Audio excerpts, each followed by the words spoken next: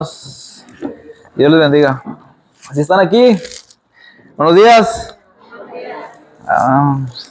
Hasta que estén despiertos empezamos, hermano.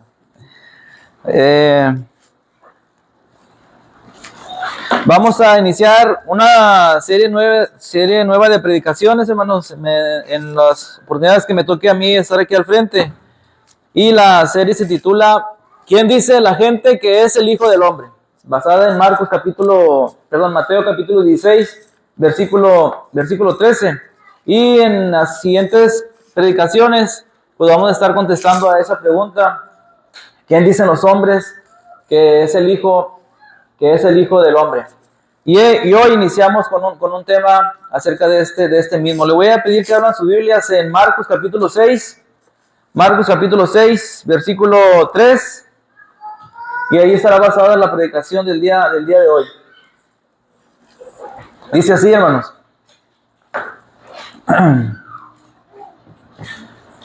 ¿No es este el carpintero, hijo de María, hermano de Jacobo, de José, de Judas y de Simón?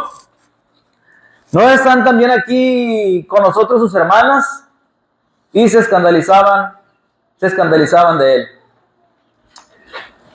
El profeta Juan el Bautista había sido recientemente encarcelado. Estaba en prisión. Había llegado el momento en que Juan menguara y que el Señor Jesucristo creciera. El Señor Jesucristo venía predicando ya en Galilea acerca del arrepentimiento, acerca de que se habían cumplido el tiempo y que el hombre tenía que arrepentirse y creer en el Evangelio. Jesús, el Hijo de Dios, había venido aquí a la tierra para hacer la obra redentora por la cual había sido enviado. Pero tuvo que nacer en una familia. Tuvo que nacer en una familia terrenal. Tuvo que ser adoptado por José y por María. Mientras iniciaba su ministerio, o de aquí a que él empezara su ministerio, Jesús tenía que acoplarse a esa familia. Jesús tenía que cumplir con las reglas de esa familia. Tenía que obedecer a sus padres. Y dice la palabra de Dios que el Señor Jesús crecía en sabiduría, en estatura y también en gracia para con los hombres. Y tenía que ser así, hermanos. Tenía que ajustarse a las reglas del hogar. En esta parte de la Escritura dice que el Señor Jesús regresó al lugar donde había sido criado, a ese lugar de Nazaret, donde había crecido, donde se había desarrollado, aquel lugar donde toda la gente le conocía. El Señor Jesús formaba parte de la familia de José y María, de Jacobo, de José su hermano, de Judas y de Simón, y de sus hermanas. Tenían que repartirse los mandados, tenían que obedecer a sus padres. El Señor Jesús tuvo que ser instruido para hacer las tareas de su casa. Y tuvo que haber aprendido el oficio de su padre. Su padre era carpintero. José el carpintero. Jesús el carpintero. El hijo de José el carpintero. Pero Jesús sería más que un carpintero. Ese es el tema del día de hoy. Jesús es más que un carpintero. Y en esta predicación vamos a observar cómo el mundo identificó a Jesús, cómo el mundo le observó, cómo el mundo lo calificó. Y en esta ocasión vamos a ver cómo las personas le identificaron como el carpintero. Pero Jesús es más que un carpintero. Vamos a ver cómo Jesús vino a este mundo. No a hacer muebles, sino a hacer la obra redentora que había mandado el Padre.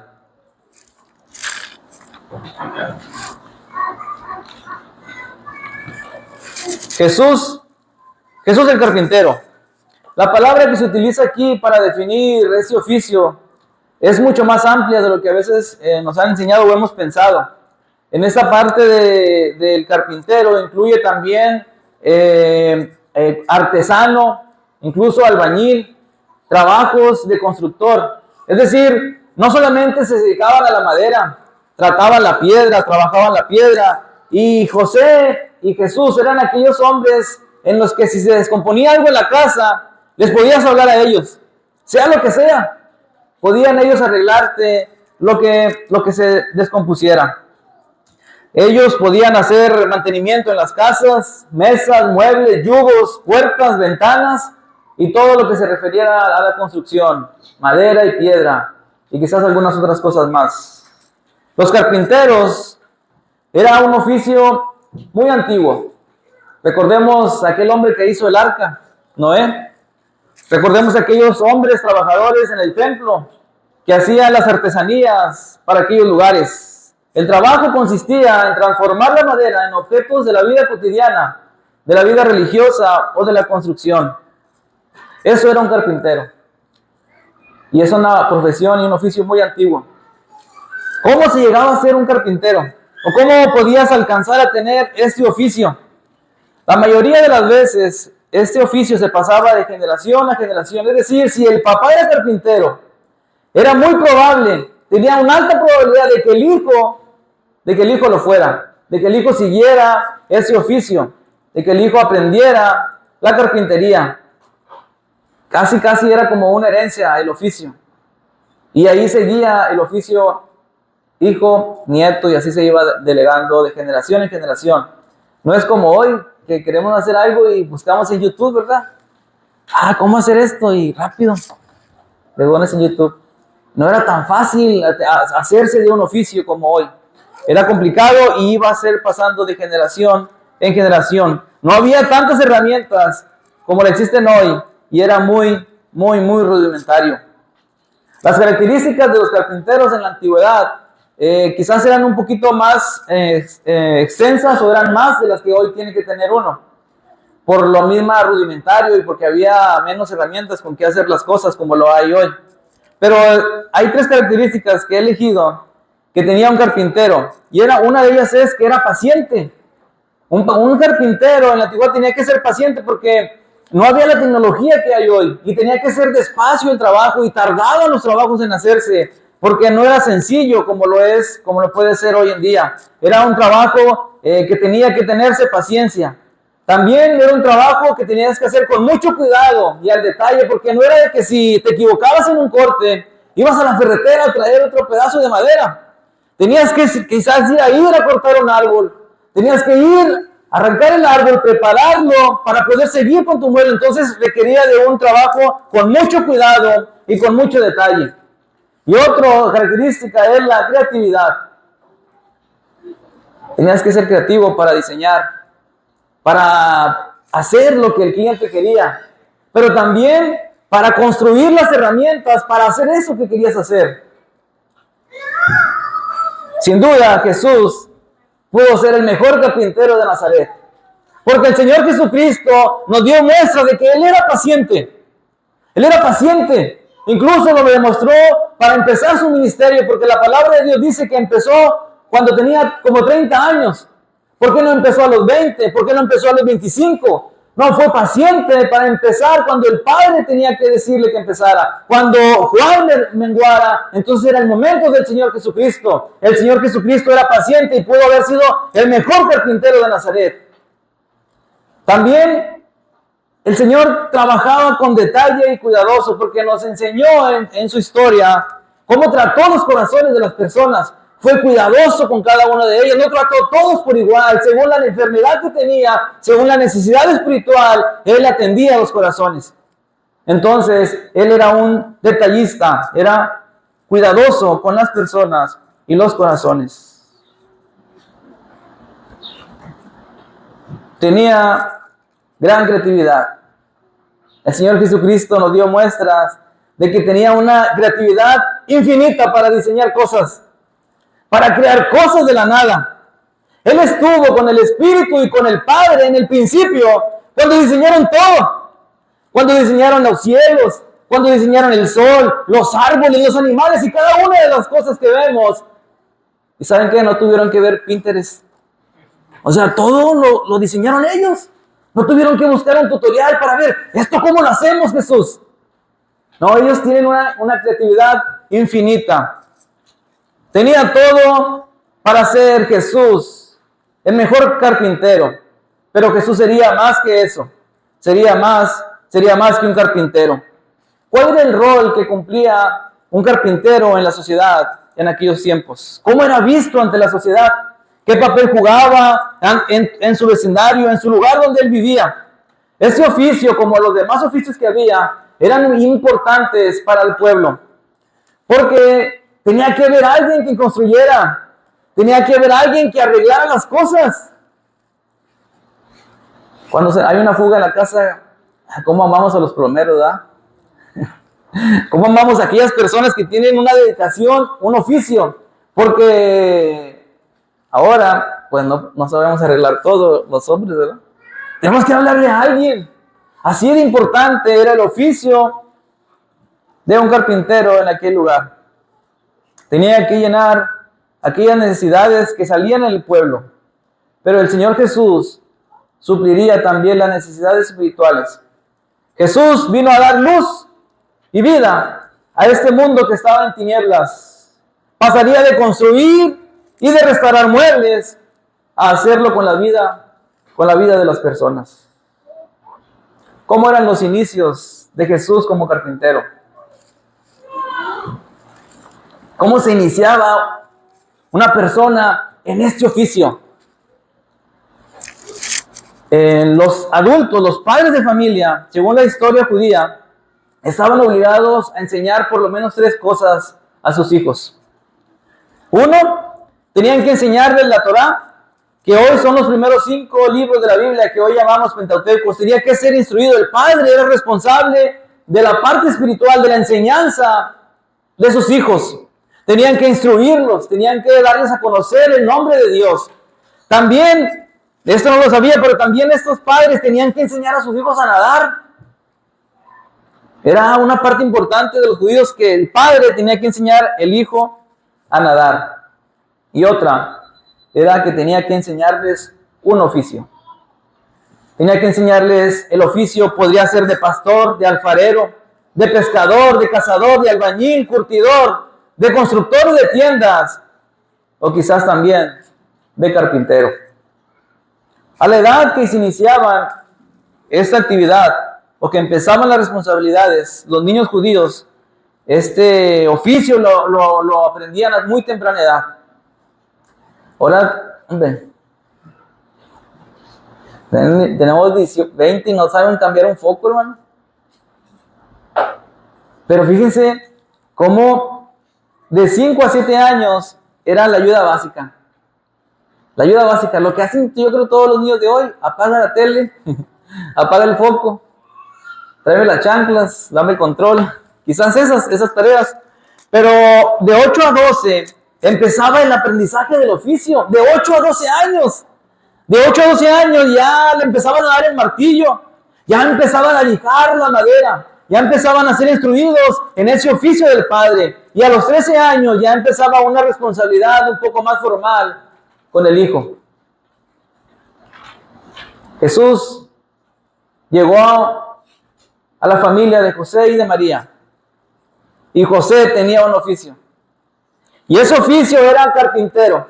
Y el Señor Jesucristo a los 5 o 7 años empezó a usar el martillo. Empezó a usar sus manos para crear, para restaurar, para hacer muebles en aquel lugar. Jesús el carpintero, cuando Jesús empezó su ministerio como a los 30 años, o sea que en ese momento ya tenía como 15 años de carpintero en el oficio. Seguramente su currículum ya era pues algo abultado. Su catálogo de productos que había hecho era amplio y muchos en Nazaret habían sido sus clientes.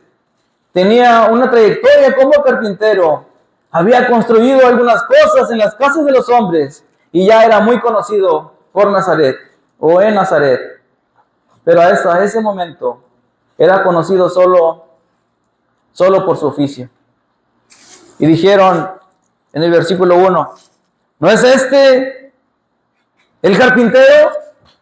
No es Jesús, este hombre que está aquí hablando en la sinagoga, no es el hijo de José y de María. No es Jacob, su hermano, y Judas y José, y no están aquí sus hermanas con nosotros. ¿Qué dice este hombre de sí mismo? ¿Por qué se hace llamar el Mesías? Que no es el carpintero, no es el hijo del carpintero.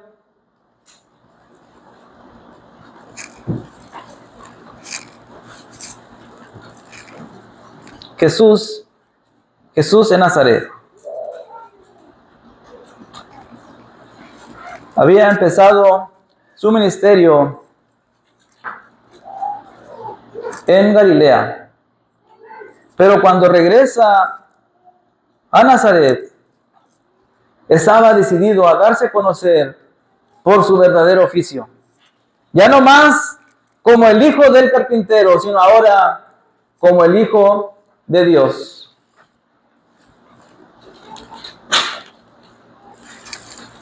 Jesús el Hijo de Dios. Jesús inicia su ministerio. Jesús ha dejado el martillo y los clavos para llevar el mensaje al hombre. Inició a sus 30 años, según Lucas 3:23. Era la edad regular en la que los hombres empezaban a tomar ciertas responsabilidades. No había maestros menores de esa edad. Esa era la edad a la que un hombre en Judea podía ser llamado maestro y podía quizás enseñar a la gente. La gente no estaba dispuesta a escuchar a alguien menor de edad como maestro. En Capernaum, en una región de Galilea, a la orilla del mar, es donde se había profetizado la presencia del Mesías. Pero Jesús regresó a Nazaret. Había estado predicando por parábolas. Había estado enseñando a los hombres.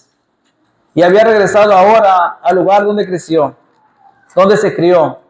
Volvería a ver a sus vecinos, a sus amigos y a su familia. Y qué bonito es regresar al lugar donde uno nació o al lugar donde uno creció. Porque no fue donde nació Jesús, fue donde se crió. Qué bonito es regresar a tu barrio, ¿no? Y ir a la tiendita esa que cuando ibas a comprar niño y todavía está. Y que te saluden las señoras viejitas. Lázaro, ¿cómo estás? Ya estás bien grandote. Y se siente bien bonito, hermanos, que te reconozcan las vecinas viejitas que cuando llegamos ahí a la colonia, crecimos con sus hijos. Pero para Jesús no fue así, hermanos. Jesús no tuvo un buen recibimiento en el lugar donde él se crió. Jesús, esa buena costumbre de visitar la sinagoga la aplicó en Nazaret y pronto fue ahí, pero no fue bien recibido lo que les dijo a estos hombres. Jesús había estado hablando en la sinagoga y había leído el libro de los profetas, pero aquellos hombres solamente miraban al carpintero. Lo tenían bien identificado. Sabían dónde vivía, sabían quiénes eran. Jesús enseñaba con eficiencia y sabiduría a la gente del pueblo, pero aquellos simplemente no le escuchaban porque solamente veían el carpintero, aquel hombre que vivía con José y con María. Y aquellos hombres se enojaron y dijeron, no puede ser este hombre mejor que nosotros, los estudiosos de la ley. Cuando el Señor Jesucristo enseñaba con autoridad y con gracia, decían, este hombre no puede saber más que nosotros. Es un carpintero, es un simple obrero. Y conocían a su familia. Sabían quién era su madre. Sabían quién era su papá. Conocían a sus hermanos, Jacobo, José, Judas y Simón. Y también conocían a sus hermanas. También sabían a qué se dedicaba y qué sabía hacer, porque quizás algún día Jesús, les hizo un trabajo y le realizó quizás algún mueble a aquellos hombres. Para ellos era un simple carpintero. Le habían tenido tan cerca y le habían tenido desde siempre con ellos, que eso les impedía ver con claridad la verdadera profesión del Señor Jesús. Porque Jesús era más que un carpintero. El Señor Jesús Había sorprendido y maravillado a aquellos hombres con sus diseños, con sus trabajos, con las restauraciones que les hacía. Pero ahora se mostraría como el Mesías, como el Hijo de Dios. Ahora los maravillaba, pero cómo hablaba. Les maravillaba sus palabras que eran con gracia. Dice en el versículo 2, en el versículo 6, dice, y salió Jesús de ahí, vino a su tierra, y le seguían sus discípulos. Y llegando el día de reposo, comenzó a enseñar en la sinagoga, y muchos oyéndole se admiraban, y decían, ¿de dónde tiene estas cosas? ¿Y qué sabiduría es aquella qué sabiduría es esta que le es dada?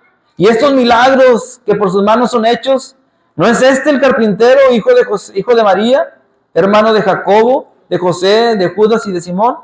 ¿Y no están aquí también sus hermanas? Y se escandalizaban de él. Tres cosas que ahora estaban maravillando a los hombres. Y una era la forma en que hablaba, según Marcos capítulo 6, versículo 2. Y no fueron los únicos, porque el apóstol Pedro, cuando el Señor Jesucristo les dijo y les echa en cara a aquellas personas que le seguían nada más para comer, y que después de que comían se iban de él, el Señor Jesús le dice, ¿quieren irse ustedes también? Y el apóstol Pedro le dice, ¿a quién iremos? Si solamente tú tienes palabras de vida eterna. Esas palabras son las que admiraban y maravillaban a los hombres. También se admiraban de su doctrina, porque enseñaba como quien tiene autoridad. Estos hombres se maravillaban por la gracia, por la autoridad, y porque también esas palabras eran únicas. Nadie más las podía decir. Una vez fueron maravillados por las obras de sus manos, pero ahora se maravillaban por las palabras que él decía. También dice el versículo 2 que se maravillaban y se admiraban de su sabiduría. ¿De dónde saca este hombre esta sabiduría? ¿Quién se la está dando? Jesús siempre mostró sabiduría donde quiera que habló. Cuando tenía oportunidad, enseñaba con parábolas o enseñaba verdades espirituales, como lo hizo con Nicodemo.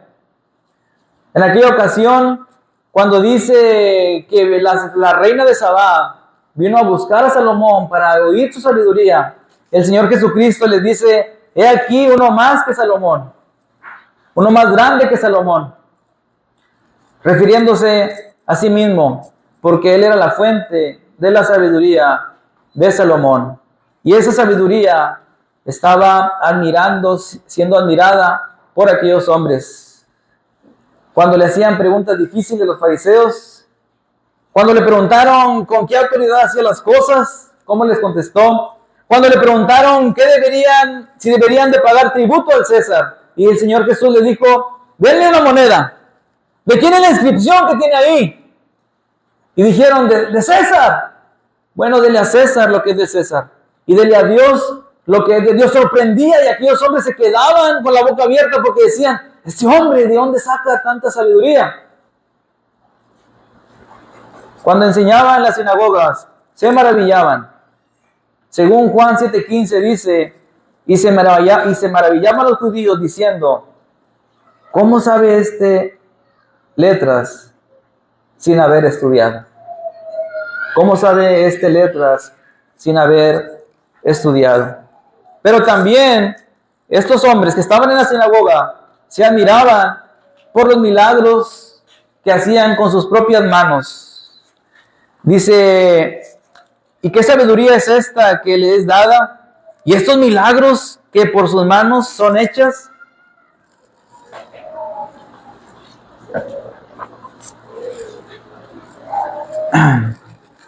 Ahora las manos de Jesús ya no estaban lijando, ni estaban partiendo piedras. Ahora sus manos estaban haciendo milagros, porque el Señor Jesús es más que un carpintero. Con sus manos sanó a muchos. Con sus manos sanó al leproso. Cuando aquel hombre le dijo, si quieres puedes limpiarme, Jesús extendió su mano y le tocó. Porque ahora sus manos estaban sanando a las personas. Ya no estaban haciendo muebles, ahora daban la salud a los hombres. Cuando aquel hombre ciego se le acercó con sus manos, en Marcos 8:22, el Señor Jesucristo lo trajo fuera de la ciudad y el Señor Jesucristo le tocó le tocó los ojos. Dice la palabra que le puso las manos encima. Lucas 13:13 narra la historia de una mujer encorvada que entró un sábado a una sinagoga y estando ahí con 18 años que no podía enderezarse, el Señor Jesucristo puso las manos sobre ella y al instante se enderezó y luego glorificó a Dios. Porque Jesús es más que un carpintero y sus manos no solamente hacían muebles, sus manos hacían milagros y daban la salud a los hombres. Una vez hubo un hombre sordo y tartamudo, según Mateo 7:32, y se lo trajeron a Jesús y le rogaron que le pusiera la mano encima, porque las manos de Jesús no solamente estaban hechas para hacer muebles, sino para sanar a las personas. Y tomándole aparte, la gente le metió los dedos en las orejas de él, y escupiendo, tocó su lengua, y levantando los ojos al cielo, dijo, Efata, que es, sea abierto. Y al momento aquel hombre le fueron abiertos los oídos, y la ligadura de su lengua se desató, y entonces hablaba bien. La gente se estaba maravillando de los milagros que Jesús hacía con sus manos. Los sordos oían, los ciegos veían, los paralíticos caminaban. La gente se daba cuenta de que Jesús era más que un carpintero. Pero el asombro de estos hombres está lleno de incredulidad. Aquellos que escuchaban conocían el origen de Jesús. Sabían dónde vivía en Nazaret. Y no veían su procedencia divina. Por eso estos hombres solo vieron a un carpintero, el hijo de José, que vivía en Nazaret. Pero para otros muchos que creyeron, era más que eso. Era más que un carpintero. Era el Hijo de Dios. Era el Mesías.